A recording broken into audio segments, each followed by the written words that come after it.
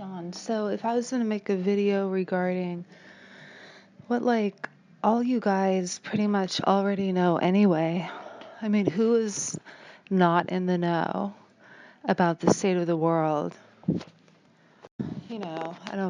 What words do you guys all know? Cabal, shadow government, or transnational organization, basically living oil profits, staving off the application of new technology.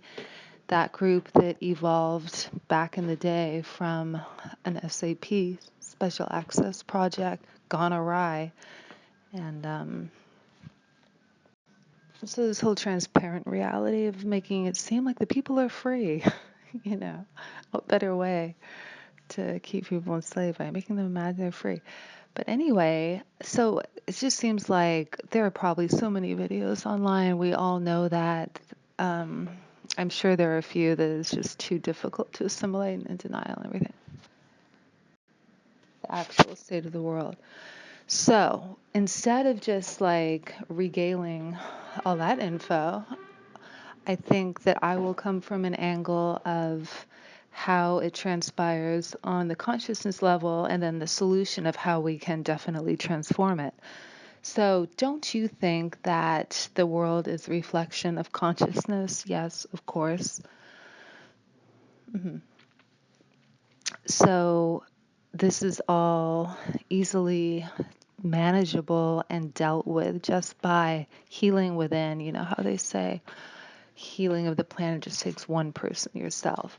So as follows, does it not make sense then that if you integrate your own shadow, whatever that means to you, like some hurt part, some part that's seeking love from you, if you integrate that within, then because that faction, whatever you want to call it, that illusion, that shadow that was existing and is transforming through our consciousness now, only existed to the extent that we had a shadow within ourselves. And you could generally call a shadow like something wanting love, like a lack or a void. And that's why it revolved around so much greed, let's stave off new technology to reap these oil profits, and just greed and lack was such a thrust toward hiding and secreting new technologies. So if you just look at it that way, think about somebody who's in need of love and they're just doing it like that. And then you think about somebody who's totally generous and they would never, be doing that. So that's why if you just integrate that shadow and then give love to the parts of it, then you can totally transform it.